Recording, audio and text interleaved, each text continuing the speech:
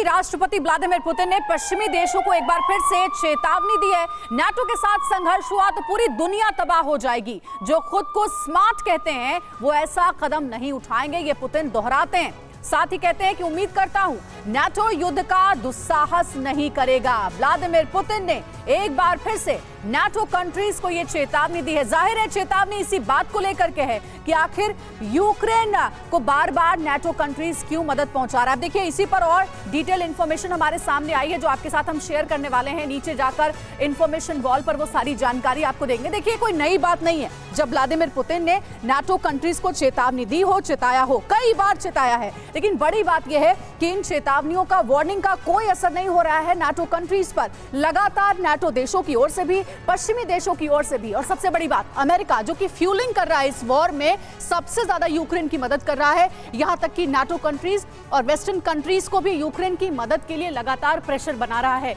ये dragon fruit की खेती करके हर एकड़ में हर साल 12 लाख तक कमा लेते हैं।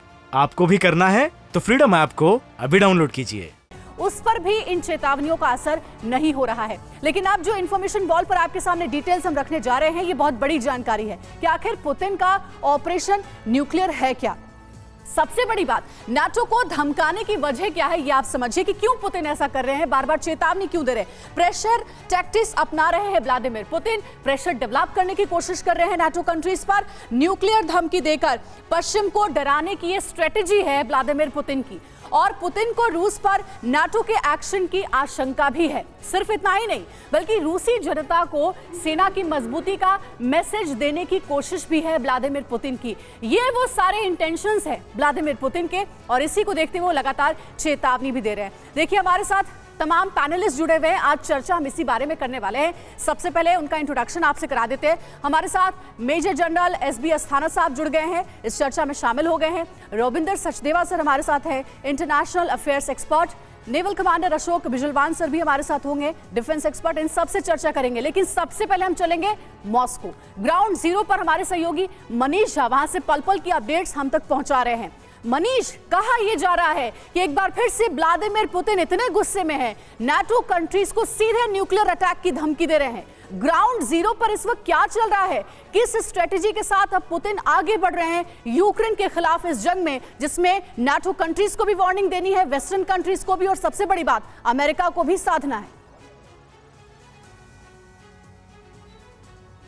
देखिए, बीते 15 साल से करीब मैंने प्रेसिडेंट पुतिन को, उनके कार्यशैली को देखा है, और मैं ये कह सकता हूं कि प्रेसिडेंट पुतिन अगर कोई बात कह रहे हैं तो वो उस दिशा में सोच भी रहे हैं।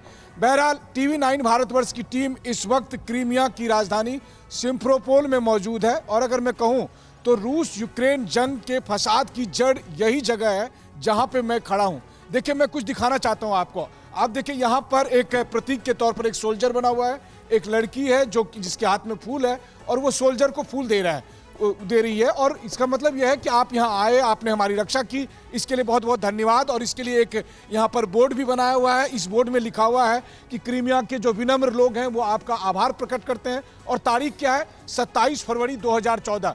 आपको याद आया, इसी साल फरवरी के महीने में और यूक्रेन की जंग शुरू हुई थी, तो महीना वही है, सब तारीख वही है, बस साल बदल गए थे और लोकेशन बदल गया था। देखिए, फरवरी 2014 में रूस की सेना समंदर के रास्ते यहाँ पर पहुंची थी, और रातों रात ये जो आप सामने देख रहे हैं ये क्रीमिया का पार्लियामेंट है, यहाँ उसने घेर लिया था। और उसके बाद यहाँ के अधिकांश सदस्यों ने, पार्लियामेंट के सदस्यों ने ये फैसला किया कि क्रीमिया रूस का में विलय कर दिया जाए, और तब एक भी गोली नहीं चली थी।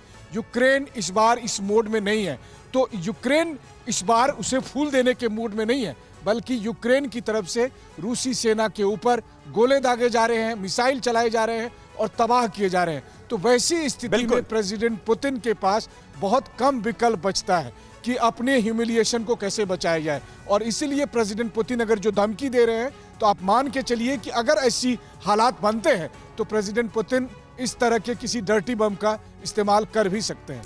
ये ड्रैगन फ्रूट की खेती करके हर एकड़ में हर साल 12 लाख तक कमा लेते हैं। आपको भी करना है तो फ्रीडम ऐप को अभी डाउनलोड कीजिए।